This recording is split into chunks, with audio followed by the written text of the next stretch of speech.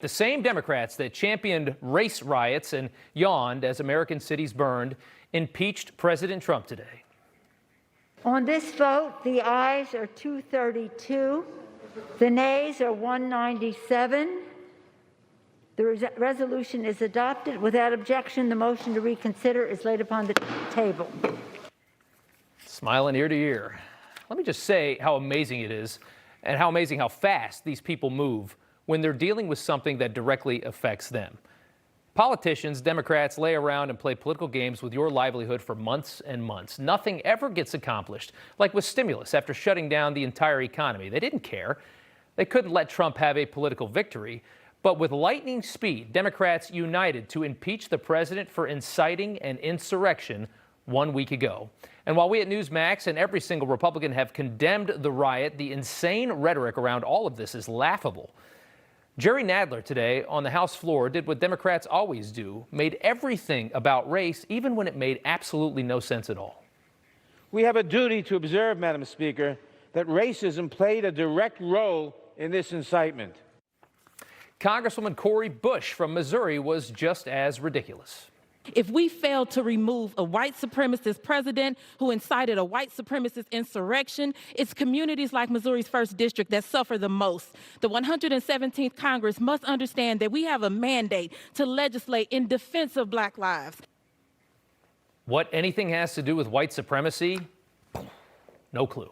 Bush and other Democrats will never have to explain why last Wednesday was racist or why Donald Trump is a white supremacist. They can freely make comments this ridiculous, knowing the media will never ask them to cite credible examples. It's the beauty of being a Democrat.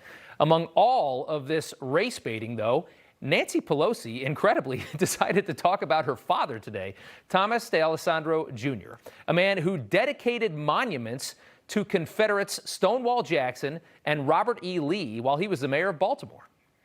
This is not theoretical, and this is not motivated by partisanship. I stand before you as a wife, a mother, a grandmother, a daughter whose father proudly served in this Congress, Thomas D'Alessandro Jr. from Maryland. She also used all those pronouns that I think they just banned as well. But don't worry, Nancy, you're a Democrat. You are safe from any kind of scrutiny. By the way, imagine if Donald Trump's father had dedicated monuments to Confederate leaders 100 years after the end of the Civil War. Just imagine that story. How would that play out? And Eric Swalwell, the China-owned frat boy from California, simply dismayed that police officers who are suddenly so sacred to the left had to fight off a riot. Capitol Police were spit on, beaten, stampeded, and one of them lost their lives. I'm not asking you to summon the courage that they did. I'm just asking you to do your job and hold this president accountable. The gentleman's time has expired. Man, sounds like a Republican. Somebody should remind these people that our police have been engaged in combat with rioters since last spring. They probably haven't even noticed. The same people that have absolutely destroyed the reputation of the entirety of law enforcement in this country for political reasons are suddenly the party of law and order. Today was the most hysterical load of trash Washington has ever dished out. And finally, Tom McClintock, a Republican, spoke and brought a little bit of common sense to all this. He didn't go full Jim Jordan. He didn't haplessly praise the president. McClintock gave the president the appropriate reprimand and then absolutely eviscerated the left for all of this lunacy. Take a look. If we impeached every politician who gave a fiery speech to a crowd of partisans, this Capitol would be deserted. That's what the president did. That is all he did. He specifically told the crowd to protest peacefully and patriotically, and the vast majority of them did. But every movement has a lunatic fringe. Suppressing free speech is not the answer. Holding rioters accountable for their actions is the answer, and we are. And if we'd prosecuted BLM and Antifa rioters across the country with the same determination these last 6 months, this incident may not have happened at all. Let that wash over you. A little common sense. It was hard to tell, but actually McClintock, the congressman from California, was wearing a mask that said this mask is as useless as our governor, which I just thought was kind of funny. A little side note there. Florida Congressman Matt Gaetz had quite a zinger as well. Let's take a listen. Words matter.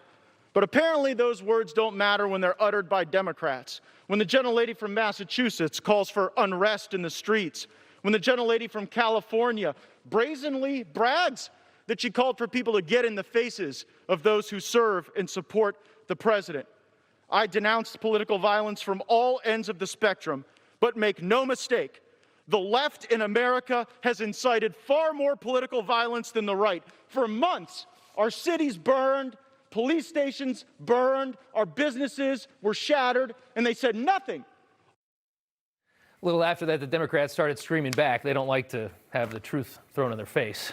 The reality, and the really interesting moment here, though, didn't come until the vote.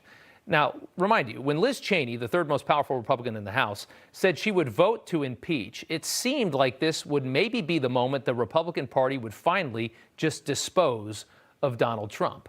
But when the final number came in late this afternoon, only 10 Republicans voted to impeach. Only 10, meaning 96% of Republicans in the House said no way to this, and still, to some extent, are standing with the president. I think that shocks a lot of people. I think it shocks a lot of people. That means two big things. First, the Senate will never convict the president. And second, it's still the party of Donald Trump. It is. At least it is tonight.